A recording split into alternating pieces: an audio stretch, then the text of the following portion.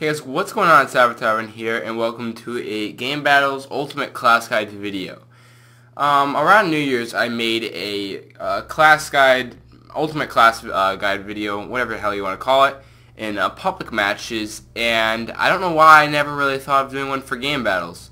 Because I know a lot of my viewers do enjoy my Game Battles videos, and a lot of them probably do Game Battles, because I've gotten multiple requests to do some scrims and stuff, so I assume a lot of you guys are competitive players. And not just pub stompers. So I'm going to be showing you guys my personal favorite classes for Game Battles. And no, I'm just going to be doing this video on SND. In the future, I'll probably make another video on Blitz and Domination, but currently I don't play those game modes at all. Occasionally I'll join an 8's lobby and do some, but for right now I'm really only playing SND, so I can really only give you advice on SND. So let's get into this video. We are in private match right now, as you know, and this is my SND layout. As you can see, I have Dom and Blitz there, but this is going to be my SND. And this is my really default MTAR class right here. And pretty much, you're going to be recognizing a few things. If you don't play Game Battles much, you're not very good. Pretty much, you need dead silence to focus on every one of your classes. There's really no exception.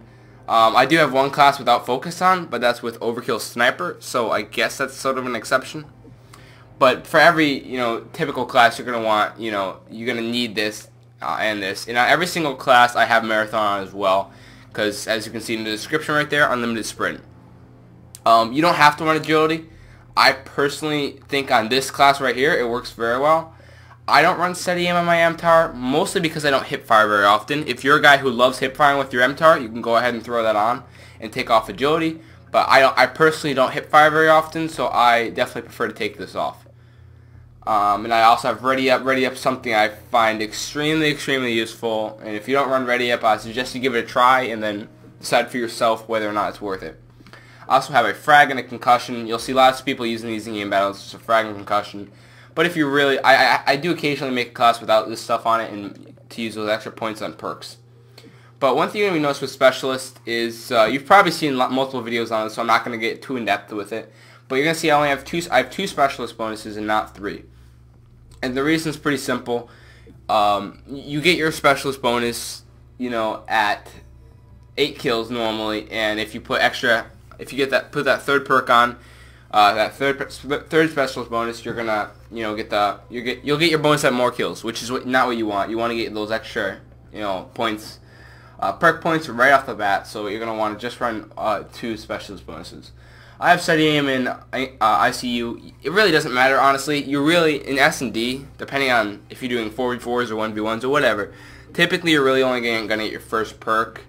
Sometimes you'll get your second, and you rarely ever get your Specialist. So, pretty much just take that into note. You really don't need to get too serious about the Specialist bonus because it's not that huge of a deal. Second class, like I said to you guys, in my Overkill class, but I actually do have Focus on, so I wasn't sure if I had that or not, so I just said I didn't, but I do have it on. So I don't use this class very often. I'm not a big fan of this class, honestly. I've just been trying some other stuff out. And I typically only use this on Octane. That's pretty much it. And if you're going to be running 2s, 3s, or even 4s, somebody in your group with Octane definitely should have a Sniper. This is another MTAR class of mine, except this one you're going to see I have double smokes on. This is for pretty much either faking people out or just crossing the map. This works for almost every map, especially Octane. If you're going to be smoking the A cross, and you can pretty much just smoke the A cross and run all the way over the B, or you could smoke the A cross and then do a delayed rush or whatever you want to do. But I have double smokes, and since I have double smokes, I know I'm going to be using these smokes across map. I don't want people seeing me with thermal, so I do have Incog on. Incog's not that useful anymore because, as you guys probably know, if you do Game Battles, Tracker Sight is now banned. I used to run Incog on pretty much every single one of my AR classes, but I no longer run that anymore. You're going to see right down here, I do have Incog on my thermal class, because some people do use thermal, but a lot of people do just use the default reflex, which is what I have right here. But anyway, next class is going to be my Bulldog. This is not a class you're going to be running on every map. This is specifically for one map and one strategy only. And I just want to tell you right now, it's a very effective strategy, and don't underestimate the power of this gun. You could definitely try out some different shotguns, like the MTS also works, but Bulldog I think would be the overall best. This gun's best used on your host, considering you don't want your bullets not registering or whatever, because that's happened to me when I'm not hosting. And it gets frustrating, but you can use it on your host or not, it's up to you. you're going to see I'm using muzzle brake and extended mag. You can sub out extended mag for foregrip if you'd like, but personally I found that even in singles, or not really singles, but dubs and up, dubs, 3s, 4s, all that stuff, you're best off with that extended mag, just so you don't have to reload, because the reload animation is pretty long when you don't have sleight of hand on. Some of those stuff I have in this class, I have that in Aiden's Son. You don't need this on this class. You can take this off if you find some perks you want instead. But personally, I find this very useful. If you see somebody back scaffolding, you can go ahead and throw a stun down and nade them back there, since you're not going to be able to get them with a bulldog because you have very limited range. Oh yeah, and if I didn't say already, I'm sorry. This bulldog is only for Sovereign B-bomb. I'm sorry I didn't mention that. Sovereign B-bomb is what you're going to be using this for, because it's always close range and it's really overpowered in that area. You'll see a lot of people using this. I have agility and marathon, just so I can get out there real fast. You really never ADS with the bulldog, so you want that steady aim on. Some people don't run steady aim, but I definitely think it's worth it. You don't need focus because it's a bulldog. You know, it's a shotgun. You're not gonna. It's not a AR or SMG. You're gonna want that dead silence as always. And I had the choice between, you know, I could have an extra tack, I could have ready up, but honestly I chose re-silence, and that reason is I'm going to be at B-bomb on Sovereign, and as you guys know, it's kind of an elevated area, so there's lots of places you can jump off, and say I'm one shot and I need to get out of the area quick, I might jump off, and if I'm jumping off, I'm not going to want to die because I'm one shot, and that's why I pick re-silence over anything else, because stun's not a huge deal.